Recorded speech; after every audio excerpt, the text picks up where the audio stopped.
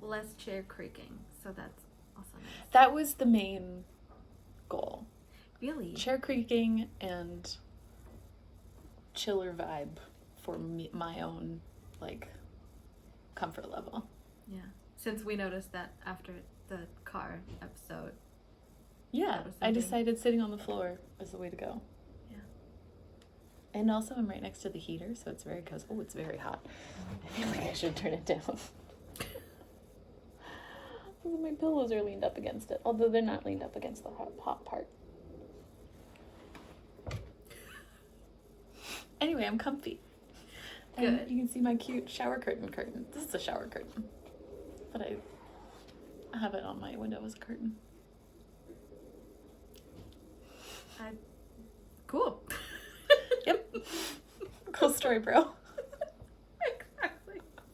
And then I found $5. Do you remember that? What? No. No, you don't know what that is? So when I was in high school and probably even college, if someone told a story, aka me, because I'm bad at stories usually, if someone told a story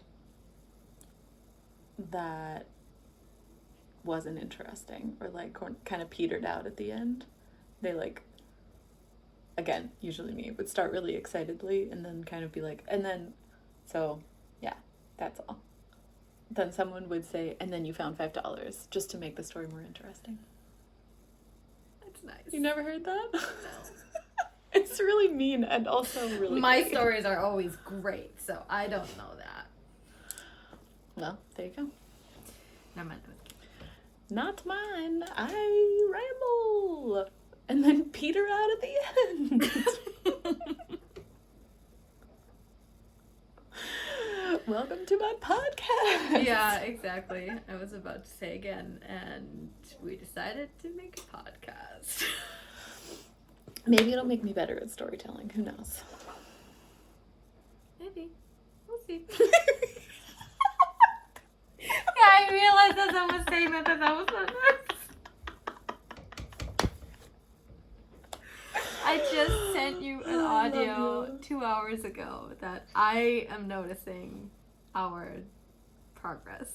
So I didn't want to say it again. Just because we're on air, because I already told you. Alright, let's just go. Okay. Awesome. Birth episode part 2. Yeah, birth episode part 2. I'm screaming again. He is out of my body. Yeah, that's where we left off last time. Yeah. He's out of your body. And I had him on my chest and I said, hello, baby. And I didn't cry. And that's okay. That was beautiful. I'm a crier too, so I was surprised that I didn't cry. But I was very tired. And just like, I'd only just come into the room, kind of. Like, come back out of my head and into the space where other people were. Right. And so yeah, that was very cool. And so he was still attached at this point, and the cord went white really quickly, and that's because of what I said in the first birth episode, that it had come out over his head, like front to back. And so it had been somewhat compressed. So usually the cord, if it comes out not having been compressed, will pulse, will keep like pumping blood back into the baby for, sometimes a few minutes. But mine went white, so just completely drained after only a very short amount of time. I mean, I don't know how long it was, but the midwife said that it was a short amount of time. When she was pointing it out to one of the other midwives, she said, see, look, it went white pretty quickly. And then I was like, I'm sorry, what? What happened? And then she told me about the cord coming out with him and all of that. So that was interesting, kind of a bummer. Just because, I had done all the research about not cutting the cord immediately, and giving it time to pulse, and like what the ideal amount of time is, and how different people say the ideal amount of time is different lengths. There's some people who do a full-on like lotus birth where you keep the placenta attached for the duration, basically, like you're carrying around the placenta with your baby until it falls off on its own, which can be a week or two. And then there's what I think is generally coming into more practice is leaving it for a minute or two, and then the sort of middle ground between those two is leaving it until it stops pulsing, which can be a minute or two, it can be 5 minutes. I'm sure it can be longer than that, I'm not sure, but it might be longer than that. Where the original practice had been original at the advent of doctor hospital births, was cutting it as soon as the baby, and I don't know if they did this before before the advent of modern medicine, but detaching the baby from the placenta when the baby came out so they could take the baby to get checked and all of that. And so now the guidance is more like do skin to skin, and this is across the board generally, at least in the US. The guidance is skin to skin with the mother as much as possible, as long as everyone's safe, and then that for up to an hour at least, and then doing the newborn exam. So unless there's some reason that the baby's not scoring on the APGAR test as high as they need to be, skin to skin, leaving the cord for a little bit, and then clamping and cutting the cord. Hunter did cut the cord, which is very cute. I don't know that he was all that like excited about it. We'll have to ask him.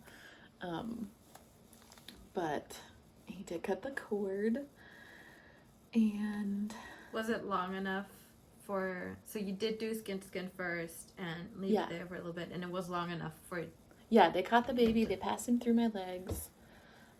I had him on my chest. Hunter got in the tub with me, and I sat down against him. It was so nice to just like have Hunter hugging me and the baby on my chest, and like it was so nice.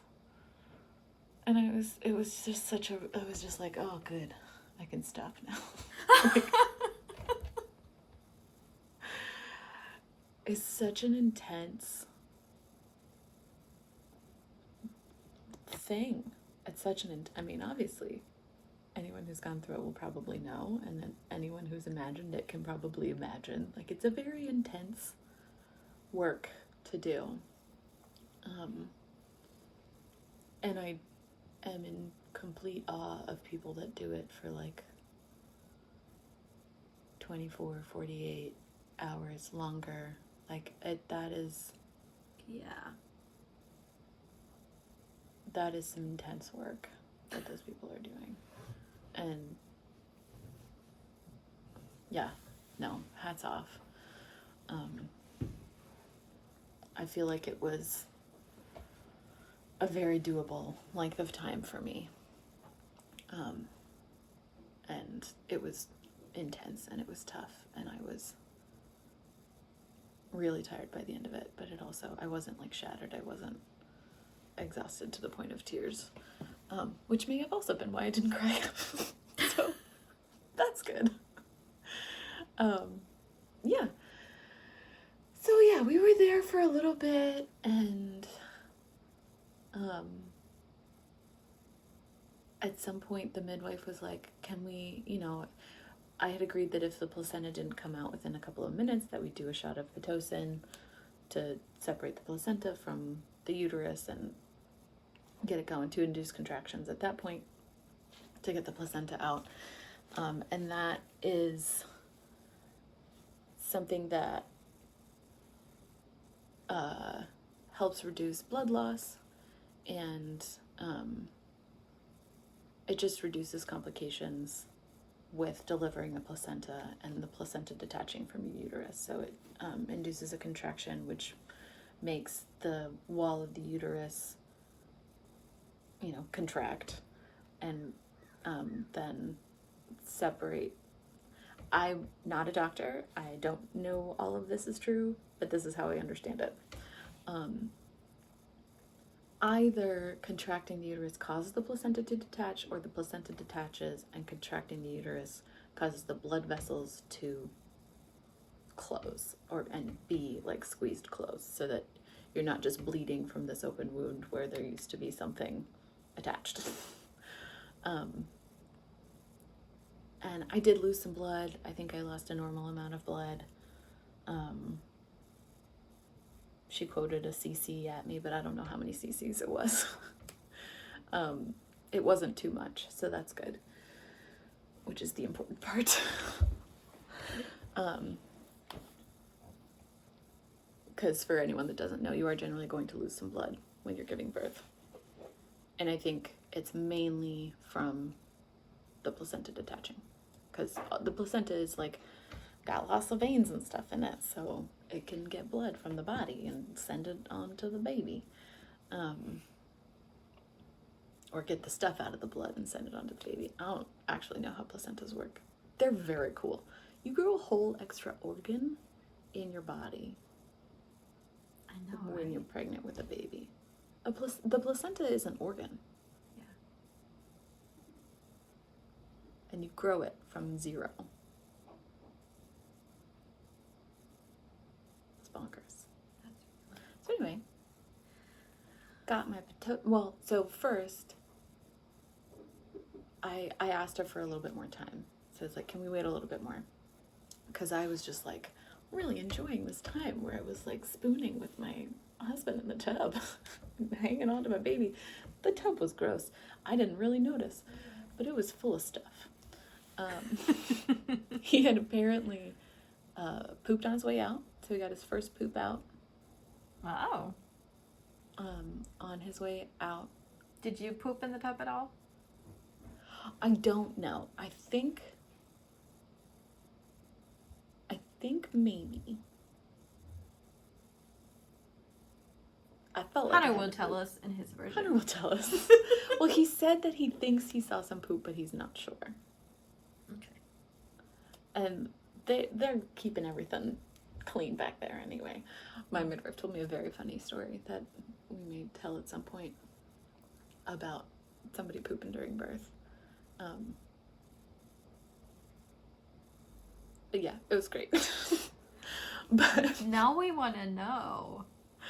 Well, I guess the mom must have been constipated or something before she gave birth, which I think is pretty normal in your third trimester to not be able to poop very much.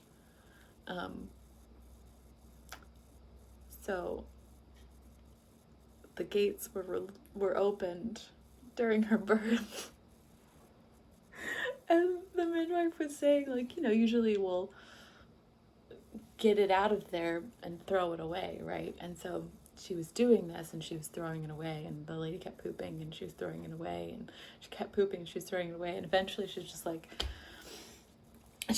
started putting it down under her and like covering it up with whatever she was wiping it with.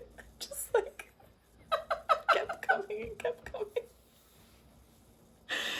And it's we poop when we give birth because it's all the same muscles, and there's a lot happening. There's not a lot of room, so it probably pushes it out anyway.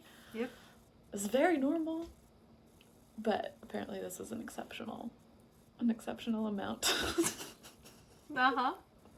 Which it was just very funny. So it was not like that. I didn't poop that much. Because I feel like he would have noticed that. But he didn't really notice. Yes. So yeah. And then we were in the tub. And then I got my out. See, this is what I mean. Now I'm self-conscious. I'm going to try not to do that. Your face. I was like, should I help you get back on track? Are you doing okay? What's happening? Yeah, do it. Where was I? Help you me were out. cuddling and you wanted to stay there forever. The tub was gross. You didn't notice. The midwives wanted to give you Pitocin to help your placenta come out, and you had asked for a little more time. Yeah. And so they gave us a little more time. We hung out for a while, and eventually she said, I'm seeing some blood loss. I'm starting to get a little bit concerned about the placenta, so I'd like to give you the shot so we can move it along. And I really appreciated the way that she said that, and that she expressed, like, I want to do this for a reason, but I also want you to say yes to it. Which just, like, my midwife is so great. I like her so much. So then I said, yeah, of course we can. And I had forgotten by that point. It was like several minutes later. I had totally forgotten.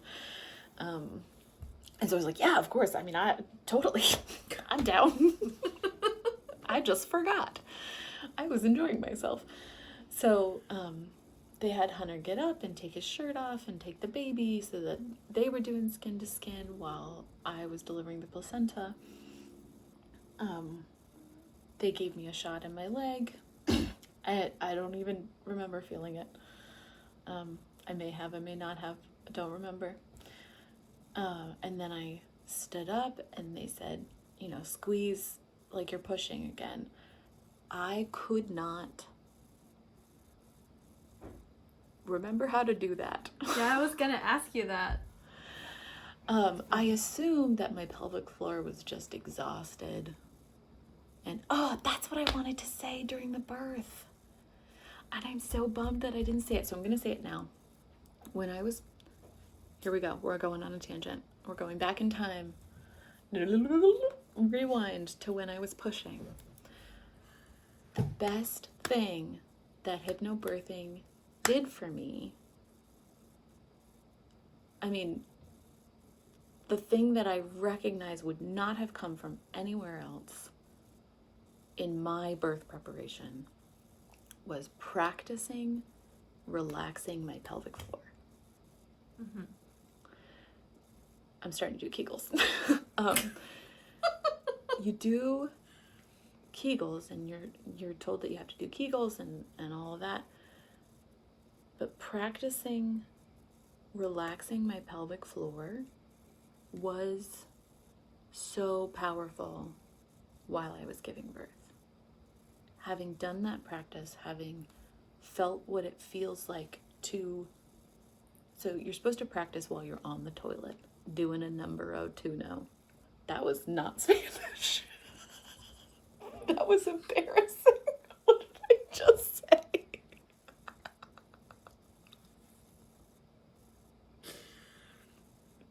I don't know. Well, on the toilet doing a number pooping. 2? While you're pooping. You're supposed to practice it while you're pooping. Mm-hmm. Wow. I am... Okay, cool. I'm a mom. That's how this works. Make terrible offensive jokes when you're a mom, apparently.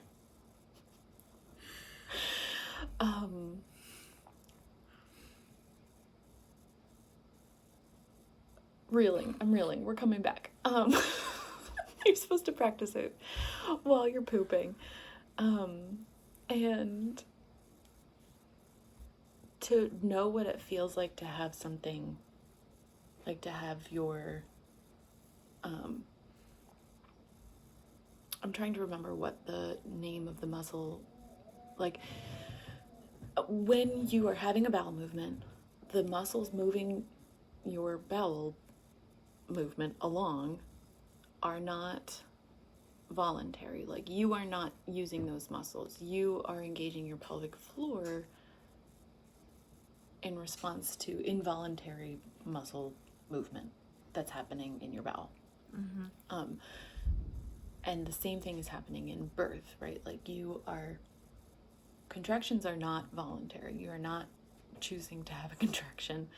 And so they're moving the baby, out and down,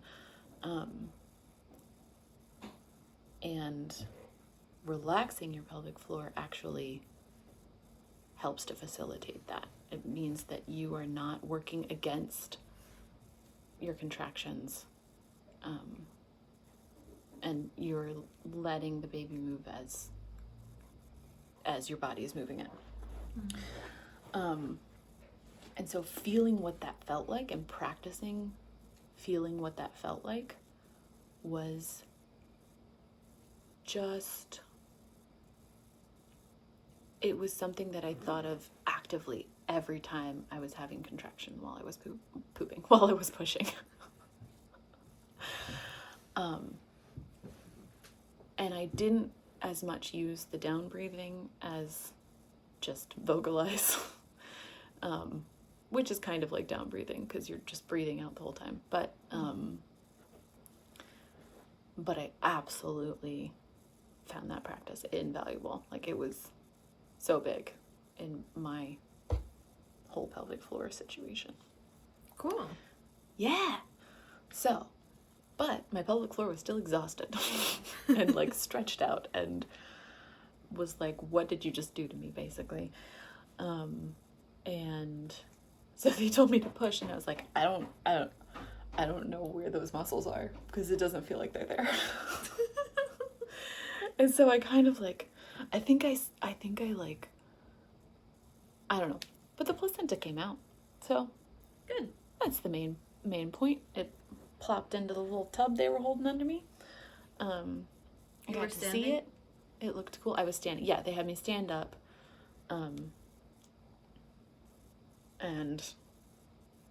try to grunt it out.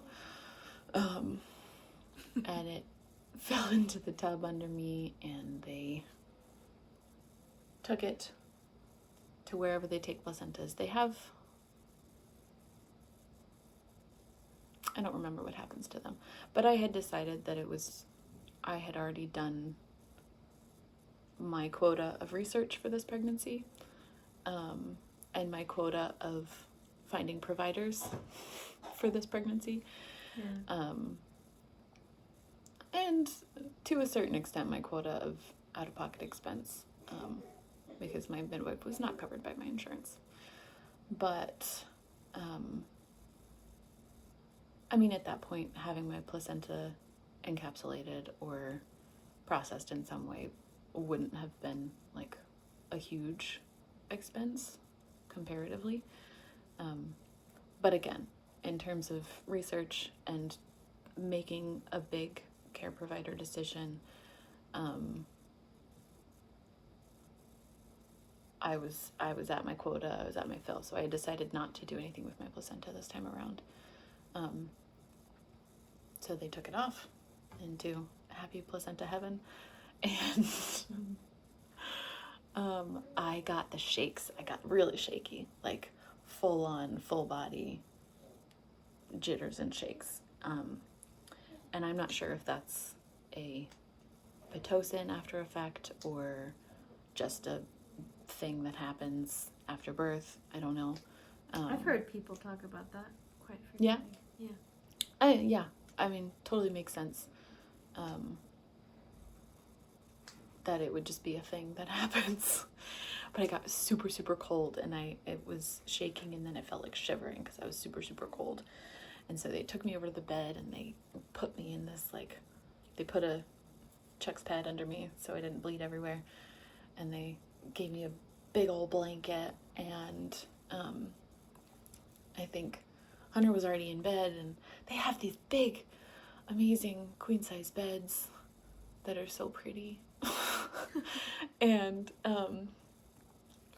so they put this big fleece blanket over me, and I was all cozy and like shivering in bed, and then they gave me the baby, and they were like, would you like some tea? And I was like, yes. And then they just let us lay there for a while. It was like 1 a.m. They let us lay there for, I assume, an hour, because that's pretty standard skin to skin time practice. And then That was really lovely. Oh, I think that's when we ate. We had dinner. Oh, it was glorious. We were sitting in dinner bed. yet that your sister and her husband had made. Yeah, the dinner that they had made for us. And we brought it in a Tupperware. And somebody asked, I don't know if it was Hunter or the doula or who, somebody asked if I was hungry or if I wanted to eat. And I was like, yeah, actually, maybe that could be. And then he brought out the food, and it was the most amazing meal I've ever had in my life.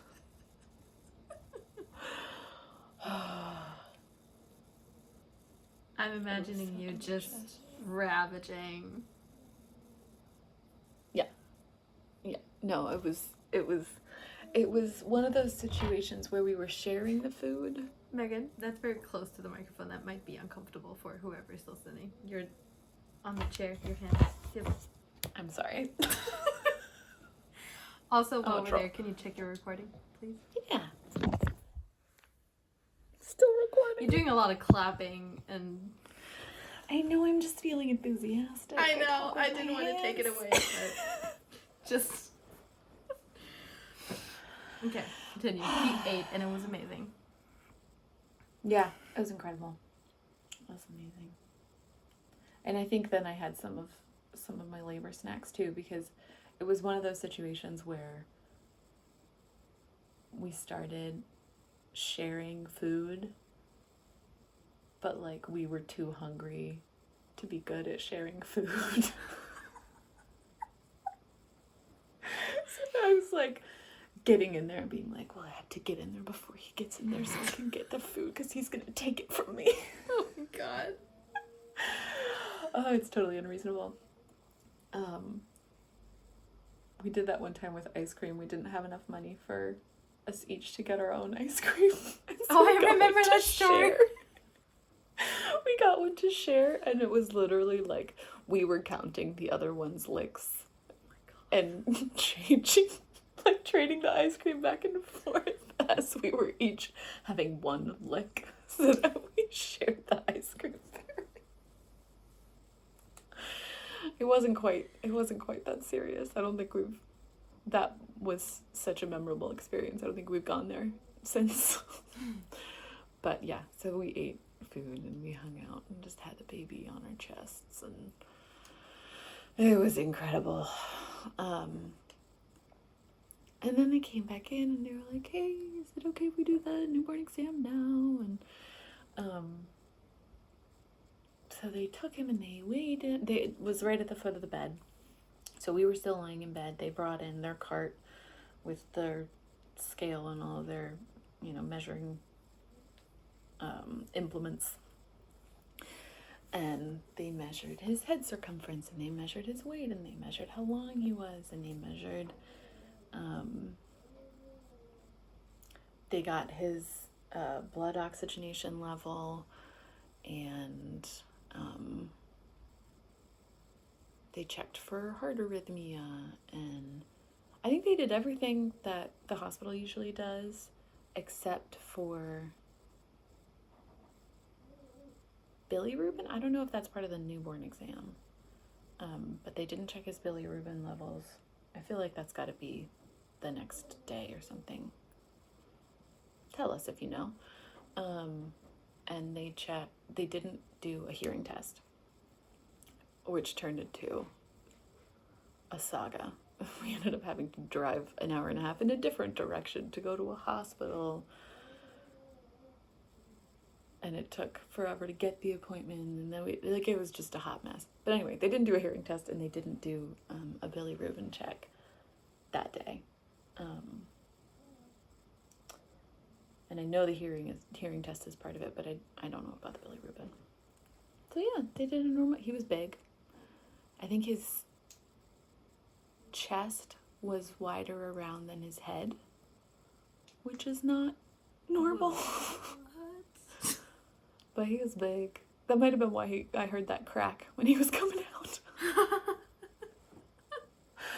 And yeah, he was 9 pounds, 5 ounces. So not a giant, like not exceptionally big, but definitely a big old baby. He was long, right? Yeah, he was really long. I don't remember how.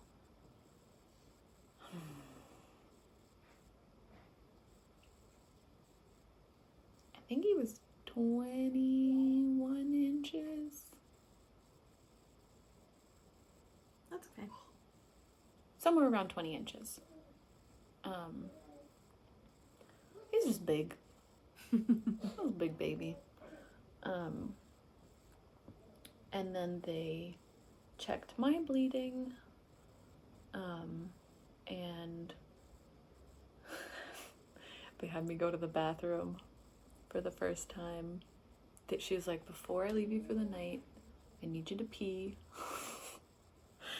And so she took me to the back, and I had 2 tears in the front and 1 in the back. I think all of them were 1st degree, so I didn't need any stitches. And actually, as his head was coming out, I could feel where that was happening. I know a lot of people say that they don't feel the tearing. But I did. Sorry, Anna. It actually, so it always made me do exactly that before I gave birth. I always was like, but having experienced it, I don't have that same reaction anymore. Okay. And I don't know what that says. Maybe it's just that I don't have to imagine it anymore, and so it's not as bad in the actuality of it as it was in the imagining, or what it says. But yeah, so as he was coming out, I could feel where my skin was being overstretched to the point of painful. I'm sorry, you look so uncomfortable. I am. I hate this. It's okay. Oh, we might need to give people timestamps. For when this is over. It's almost over. You can probably skip ahead 30 seconds and I won't be talking about it anymore.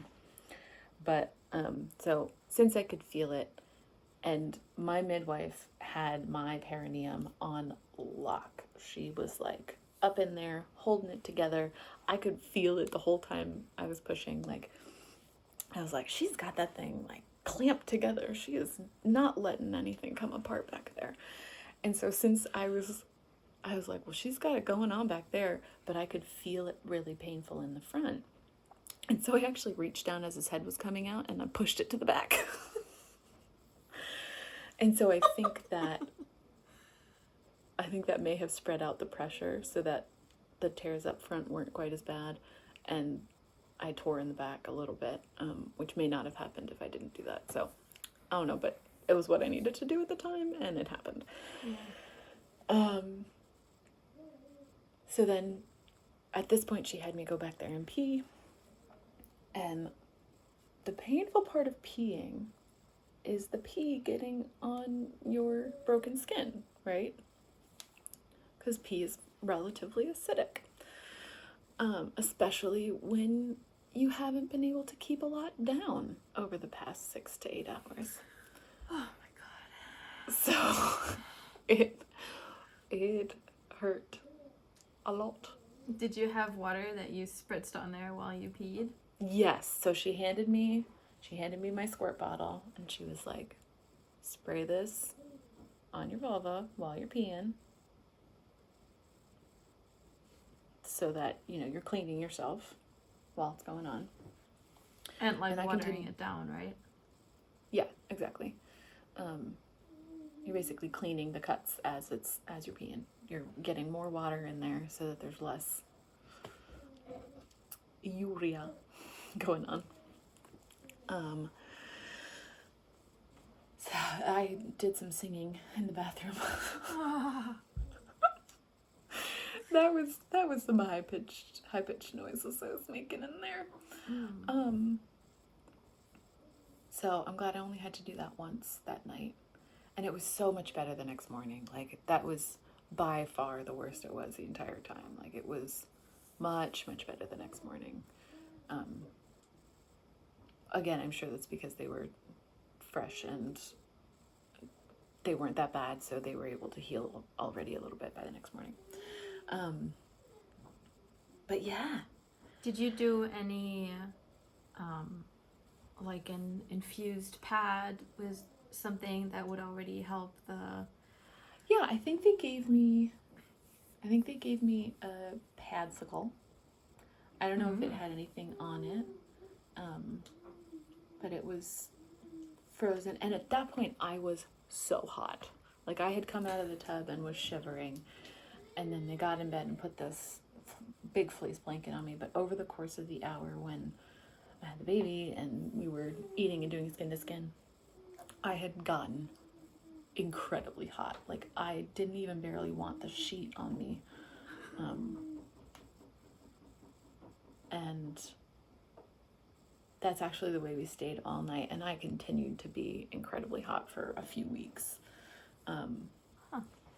which I think is pretty normal too. Being hot and sweaty postpartum, such a time. But yeah, they gave me an iced pad to put in my Depends underwear. Such a sexy time. And that was pretty good. It felt really nice. Yeah.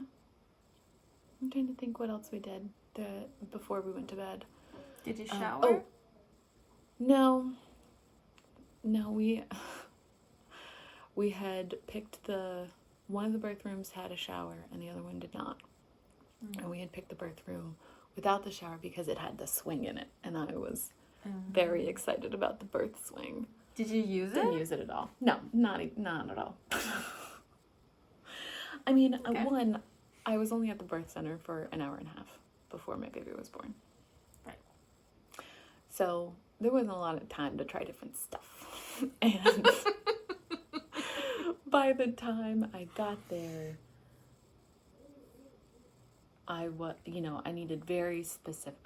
needed and wanted very specific things to help me while I was laboring, and the birth swing was too low to the ground for me to lean on, and there was no way that I was going to be sitting on anything if I could avoid it. So I didn't use the swing. So Hunter didn't get to take a shower, and Hunter loves showering. So that was a bummer. I'm kind of amazed that he was able to sleep, but I guess it was like 2 or 3 in the morning by the time we went to sleep. So, yeah.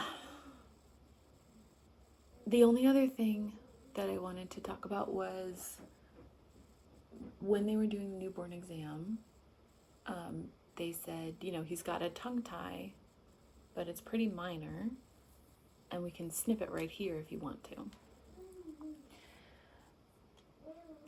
And I hadn't looked into this at all. I had seen some really intense breastfeeding stories about feeding babies with tongue ties or lip ties. But I hadn't looked into it for my own decision-making purposes, so it was actually really great because I was able to say, I don't really know anything about this. Is there a reason that I wouldn't want to do that? And what I love is that I felt confident that they would tell me, like, what are the reasons that other people would decide not to do this? And I asked my midwife, I asked my doula. My doula said that they had breastfed one of their babies with a tongue tie, and that it was, really quite a struggle and a challenge, and that if they could go back, they absolutely would have, had it addressed at the beginning.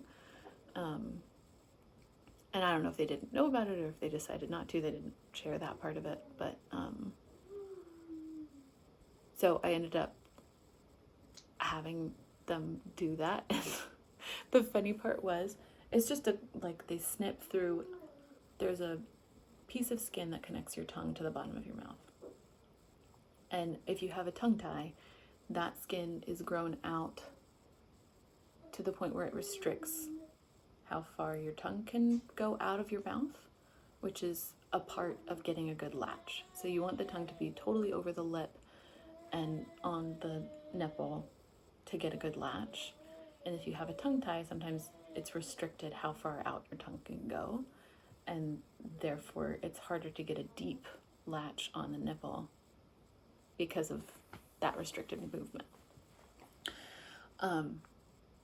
I know that there are people that choose to nurse through tongue ties or other things like that. And I didn't make a very informed decision, but I'm really happy with the decision I made. And I felt like I was able to take input and have a say in the decision, even though I didn't. So they just made a little cut? Yeah, they just made a little cut. And he cried more when they were trying to get into his mouth with the scissors than he did after he was cut. And he's been that way his whole life, all 7 months of it. He's been that way his whole life. Like, he cries when he's hurt, but not for very long. Like, he'll cry for like 10, 15 seconds if it's not too bad, if he like bonks his head or something. And one time we snapped his little leg skin in the car seat, and that hurts. That like really hurts. And he cried for less than a minute. Like, he got shots and he'll cry for a quick minute, but then like calms down pretty quickly. So maybe that's just him, but he didn't cry for very long at all. And we still did have some latching issues, but those were related to my nipples and not to his tongue. Okay. More on that in a later episode. More on that when we talk about breastfeeding. But yeah, then the midwife said, well, I'm going to go to bed. You guys get some sleep. She was like, so, you're welcome to go home if you really want to, but I would prefer, just for safety reasons, it's 2 a.m. if you stay the night. And in my head I was like, hell no, I'm not going home. But I was like, I'm not driving an hour right now. I'm not getting back in that car. Get out of here. But since she seemed like she was expecting us to want to go home immediately, I looked at her and I was like, I think I'm okay with that. Are you okay with that? And the Oscar goes to. Right. I don't know why I felt the need to pretend at that moment. Maybe at that point I was like, well, maybe it feels like intruding for us to stay longer. I have no idea. I was back in mind trying to read the room and help people with their emotions. Yeah, that's where my head went when you were like, I don't know why I did that. I was like, yeah, you do. I was back in my like control people's reactions to me mode. And so that was, in my head I was laughing at myself. I was like, this is silly. You don't need to pretend. But I did. And Hannah was like, yeah. Also totally knowing what went on. Yeah, I'm fine with that. Like, what's wrong with you? I think we both kind of did the pretending thing, and I don't know. I think it was just because it seemed like she was expecting us to want to go home. Right. Would you have been comfortable to sit at that point? Like, I'm just trying to imagine. It's cuts down there, everything's bruised. Like, do people want to sit in a car at that point? Oh, I don't know. I don't think that would have been the deciding factor for me. I mean, I was pretty upright in bed. I think I could have been very comfortable in the car, not sitting with a seatbelt on and car safety and stuff, but Of course not. But if I had, had a pillow behind me leaning against the back door, across the back seat, we've got a crossover, so our back seat is a bench seat. That would have been fine. Okay. I can't imagine Hunter driving for an hour and a half at that point. Yeah, that's something else I was thinking about. He has also I been would up be for more a worried long about time. him being too tired. Yeah. The baby's crying.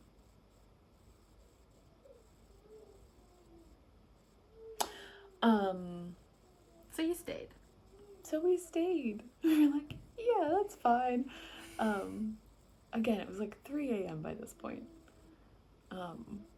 So she went to sleep in the other birth room, and we sort of stayed awake for a little bit talking.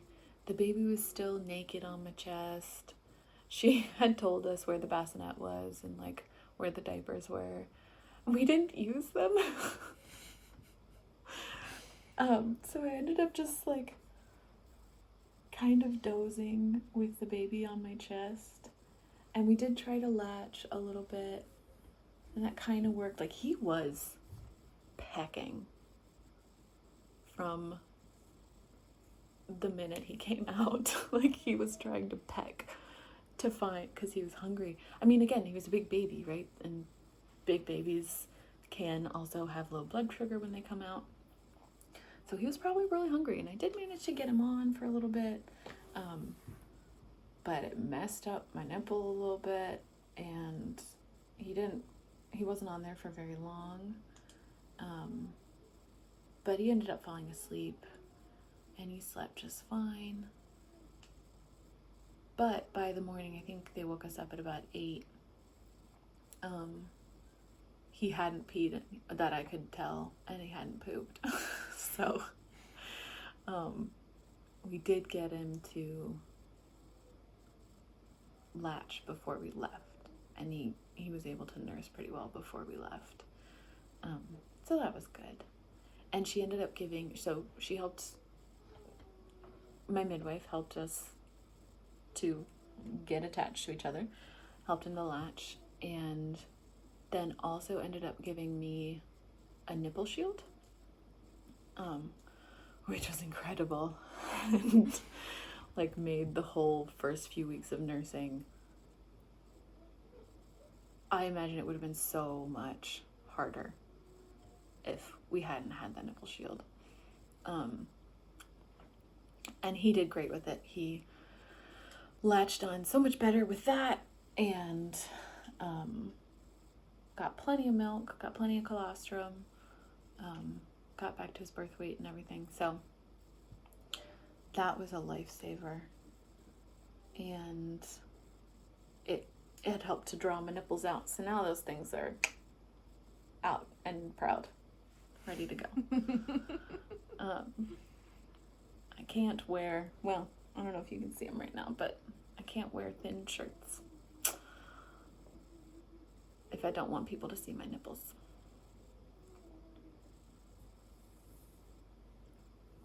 I was contemplating getting into it, but this is not the podcast where we talk about free the nip, dude. Talk about it. Yeah. Yeah, but I mean, no shade to people showing their nipples. Exactly. I just don't like feeling like I'm looked at. So yeah. Not that I think about it very hard because I'm not going anywhere, so like nobody sees me. But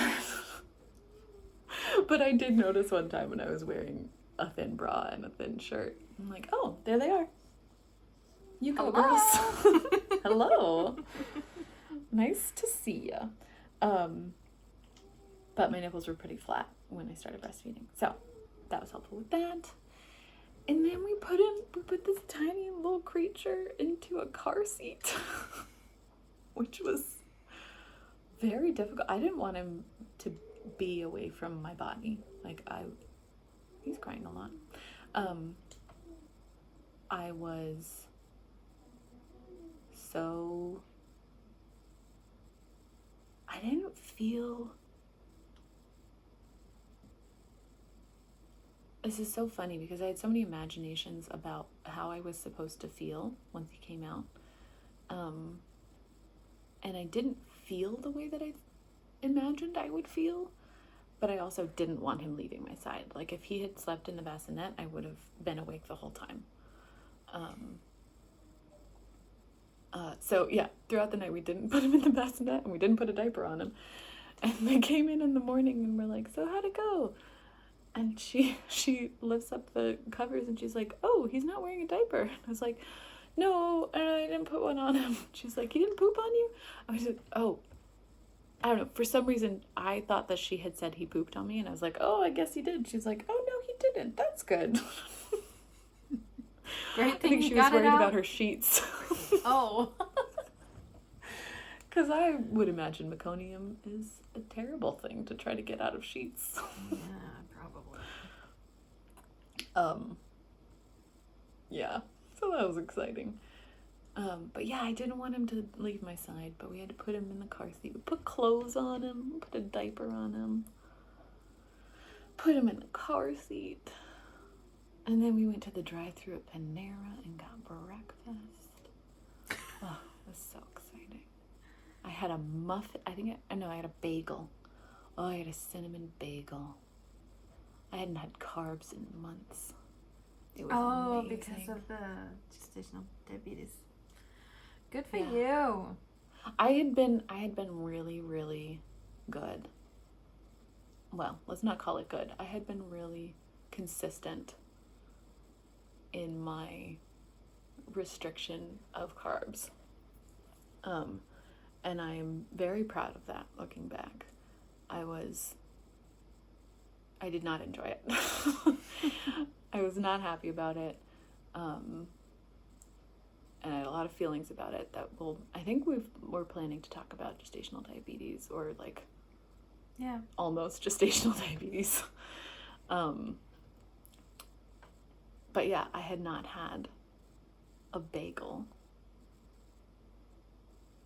It was so delicious. It was so good. So we had Panera for breakfast, and we drove home, and it was a beautiful day, and it was so lovely. We got home, and my sister and brother-in-law were actually still there. They had masked up, and my mom had come down, who'd been quarantining ahead of coming to stay with us, and so they were all there, and they had baked me a cake. Oh. Because the one thing I had asked for after, they were like, I think somebody had said, I don't know, maybe I just came up with it by myself, but I was like, after I give birth, I want chocolate cake with chocolate frosting. And I had bought the mix and I'd bought the frosting because I had been really consistent with not eating processed sugar, not eating much of any sugar, any kind of sugar, not even eating a lot of fruit. Like, I was very restricted on carbs intentionally, and I think it was positive for me and for the baby, but like, it was not positive for my mental health. And I wanted cake so bad. And so I got a birthday cake for the day of my birth. That's so cute. Yeah, it was really, really cute. So they had baked a cake, and they had actually gotten balloons, and the first set came loose and got stuck in a tree. So they went and got another set of balloons, which made me a little sad. Because balloons are basically floating trash, but it was very festive. And it was super sweet. And they'd gotten flowers or picked flowers, and it was just really lovely. When we were home that morning, and I went into our bed, and we hung out in the living room some, and I had my big comfy chair, and I was sitting on my washable Chuck's pad, and so I didn't bleed on our pretty chair. And yeah, it was just really beautiful. I loved being able to go home. It was a little bit scary. I'm really glad that my mom was there. Because if it had just been us at home, taking home this brand new baby, we didn't do a lot of baby prep learning while I was pregnant. And we'll talk more about postpartum in another episode, but I'm really, really, really grateful that my mom was there. It made coming home after 24 hours with a brand new life to take care of so comfortable, where it could have been really scary. Yeah. And it was overwhelming and like emotional and terrifying in a larger sense. But it wasn't immediately like, am I going to do anything that's not okay for this baby? So that was what happened in the 1 a.m. to 11 a.m. in the 11 hours after my birth. Yeah, and then we came home. And then it was a whole new world. With a tiny little new boy in it. And I kept calling him Tiny. And my midwife and everyone in the birth work field was like, that baby is not small. And I was like, look, he's small to me. She's like, he is not tiny. He's like, he's tiny. Shut up. So yeah, it was really beautiful. I'm so glad that I gave birth in the middle of the night so that we got to sleep at the birth center. Because their general practice is sending you home about 4 hours after you give birth. Oh my God. Yeah, which is really fast. And I was on board with that. I was totally okay with that. And I think it would have been fine. But I'm really glad that we didn't have to do that. I'm really glad that it was 8 hours and we got to sleep. Which we would have come home and slept and it would have been fine also. But yeah, that was really nice. We got to sleep for a few hours, 4 or 5 hours, and I think I called my mom and texted my sister somewhere in there. We called Hunter's dad and mom, told everybody that the baby was there. But yeah, it was just a really cool, weird, timeless, or the world seemed to stop. The world seemed to stop. And a new world began. But yeah, no, it felt like time stopped and we had this dimly lit, cozy time as easing into being our new little family, the 3 of us. And that was very cool. That was kind of poetic. You're cute. That was a little poetic. You're cute. Thanks. It's a poetic experience, or it can be. Mine was, and I'm really grateful for that. Whenever I hear something like that, and of course, especially when I hear you talk about it, because I just have a closer connection to that than anyone on YouTube talking about it. Mm-hmm. I'm like, okay, when's he coming home? Let's make a baby. I'm like, I want to birth. I want it all. I want that too. It'll be so good for our content. Yeah, people keep texting me, I can't wait for your announcement. And I keep texting, it's gonna be a while. I'm not pregnant. Yeah. Yeah, whenever someone who knows you, if from my life finds out about a project, they're like, is Hannah pregnant? Yeah. I'm like, no, she's just really into it.